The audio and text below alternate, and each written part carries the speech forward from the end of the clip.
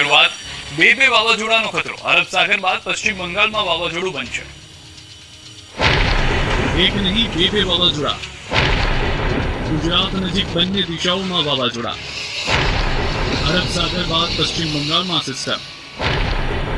પશ્ચિમ બંગાળની સિસ્ટમથી ભારે વાવાઝોડું ફૂંકાઈ શકે. ગુજરાતમાં પણ વાવાઝોડાની અસર થઈ શકે.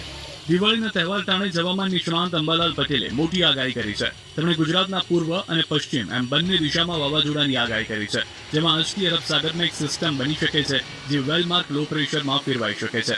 22 ઓક્ટોબર સુધીમાં દક્ષિણ ગુજરાતના ભાગોમાં હળવા ભેજના કારણે હળવો વરસાદ થઈ શકે છે અથવા વાદળછાયું વાતાવરણ આવી શકે છે. તેમાં પણ 20 થી 22માં દક્ષિણ ગુજરાતના આહવા, ડાંગ, વલસાડના ભાગોમાં વરસાદ થઈ શકે છે. તો બંગાળ ઉપસાગરમાં પણ એક સિસ્ટમ બની શકે છે અને 23 અને 24 ઓક્ટોબરે વાવાઝોડું આકાર લઈ શકે છે. 28-29 ઓક્ટોબર સુધીમાં વાવાઝોડું ભારે ચક્રવાતમાં